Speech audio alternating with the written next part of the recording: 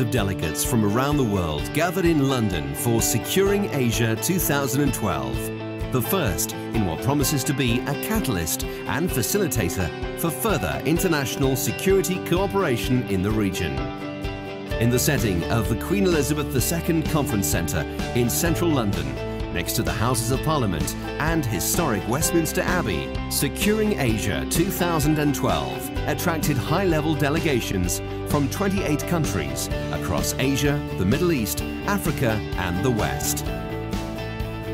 During 3 days of presentations, over 50 subject specialists delivered their views on Asian homeland security and counter-terror before an audience of high-ranking representatives of Asian nations and global security suppliers. An exhibition of 42 leading security companies provided an invaluable commercial focus to the summit.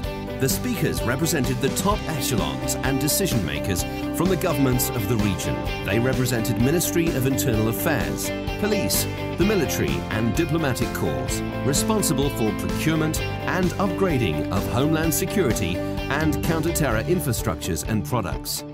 As the host country for Securing Asia, the United Kingdom provided high-profile speakers, including 5 members of Parliament: Jack Straw, James Brokenshire, Joe Johnson, Bernard Jenkins and Patrick Mercer. Securing Asia was conceived as a dedicated forum for representatives of Asian nations and global security suppliers to meet and discuss Asian homeland security and counter-terrorism. The organisers meticulously planned the 3 days of the summit to allow delegates to exchange ideas and conduct business. There are 49 countries in Asia. It's impossible for anybody to go to 49 different countries. That's where we decided, let's bring the 49 countries into one city. And what better city than London? The intellectual content of the summit was a key part of its success. Delegates were treated to presentations by leading experts in the region, including Dr. Mukul Sangma, the Chief Minister of Meghalaya, a developing state in India, former Ambassador Partha Sathi of India, former Ambassador Dr. Maliha Lodhi of Pakistan, and Manuel Hassasayan of the Palestinian General Delegation to the United Kingdom.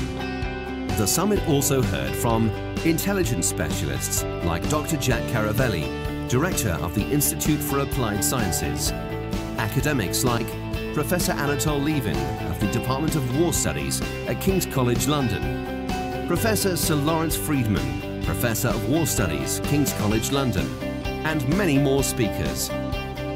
Delegates and exhibitors were also invited to attend free workshops tailored to their particular needs. For delegates, the UK's National Counter-Terrorism Security Office organised a high-level briefing, while for exhibitors, the workshop focused on how to do business in Asia. This invaluable session for exhibitors covered attitudes and mindsets, business culture, perceptions and the legal framework.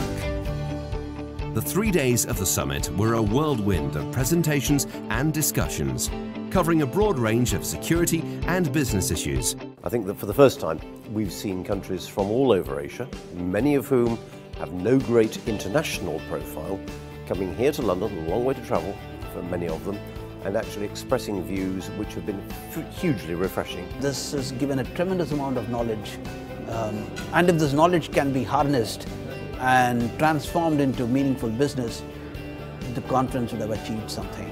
We're covering a lot of ground with people I think that are not only well regarded but very current in the field, and you know, when you bring that mix together, I think you can get great outcomes. We're living in a very complex world, but it's a world also of opportunity, and conferences like this help to, in a way, highlight both the challenge and the opportunity. The internal security apparatus is going to go tenfold. Therefore, there's a huge opportunity for participation and partnership. It's great to be down here near the Ministry of Defense and have the security people from around Asia with us. So we have practitioners, we have policymakers, we have some of the business people, so it's a great mix. What makes this particular summit unique compared to other defence expos and conferences is that the networking opportunities were significant. The networking is fantastic. You're meeting people here which which you wouldn't meet in 10 years otherwise. All in one place, all interested in doing business. Some of the world's largest spenders on defense and security are countries like Japan, China and India, where British businessmen and European companies haven't ventured strongly enough. I think the value is to develop an understanding that these companies have got products and services that they can market overseas. I think that is a good match, providing a wonderful platform for buyers from Asia and suppliers from Europe to to interact and also providing an opportunity for matchmaking. This is fellow professionals coming together and with friendship and respect having a go at each other and sharing material. And so the informal side of this sort of conference is just as important as the formal side. And when we organise these things, we allow plenty of time for the informal side. Running alongside the conference, an exhibition of 42 leading security companies provided an invaluable commercial focus to the summit. High-level delegations from many Asian countries were in attendance, giving exhibitors direct access to government decision-makers. Securing Asia was a very interesting opportunity to get new markets, get introduced to new markets in one place. We definitely made some interesting connections to markets which I doubt we would have been coming into otherwise. Excellent conference, good contacts made, and it would suit our members to certainly know more about Securing Asia. To have all of these people here under one roof is a very good opportunity, as I say, rather than going out to market and trying to meet the same sort of delegates and people from police and other high-level authorities. We specialize in the detection of explosives, narcotics, and gunshot residue. We're attending the conference here in the UK because we are not currently operating in the Asian market, and we feel that it is enormous potential for these type of detection products. At the moment, most of our market is currently out in the USA and various other Western countries, and Asia is a growing market which we would like to take part in. What's next for the Securing Asia Summit?